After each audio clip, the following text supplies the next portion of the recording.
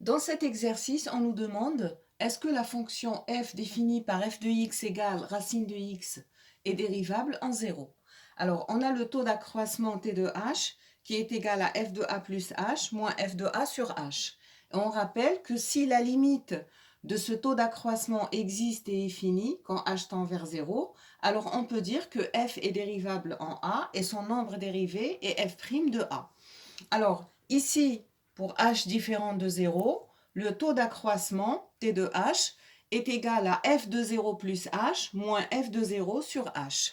Alors, pour faire ce calcul, f de 0 plus h ici, il suffit de remplacer dans la fonction f qui est égale à racine de x, f de 0 plus h, ça vaut racine de 0 plus h moins racine de 0.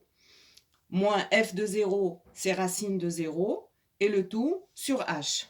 Donc, quand on simplifie l'écriture ici, racine de 0 plus h, ça fait racine de h, moins ici 0, et le tout est sur h. Donc, on obtient que t de h égale racine de h sur h. Alors, on calcule la limite de racine de h sur h quand h tend vers 0. Si on remplace ici par 0, on va avoir racine de 0 sur 0, ce qui nous fait 0 sur 0, c'est une forme indéterminée dans les limites. Donc pour lever cette indétermination, il suffit de multiplier racine de h par son conjugué, qui est racine de h, au numérateur et au dénominateur.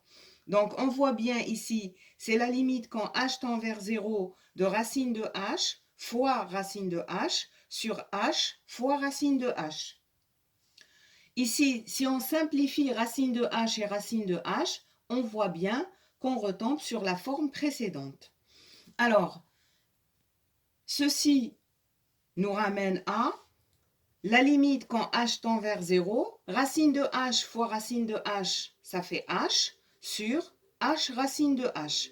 On peut simplifier h et h, comme il est différent de 0, et on trouve la limite de 1 sur racine de h.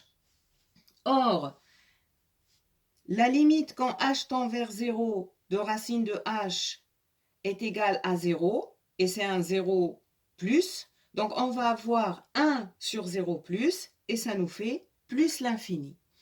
Donc ici, la limite de racine de h sur h quand h tend vers 0 est égale à plus l'infini, ça veut dire que la limite du taux d'accroissement, elle n'existe pas, c'est plus l'infini, et donc on peut déduire que la fonction f n'est pas dérivable en 0. Et l'exercice est terminé.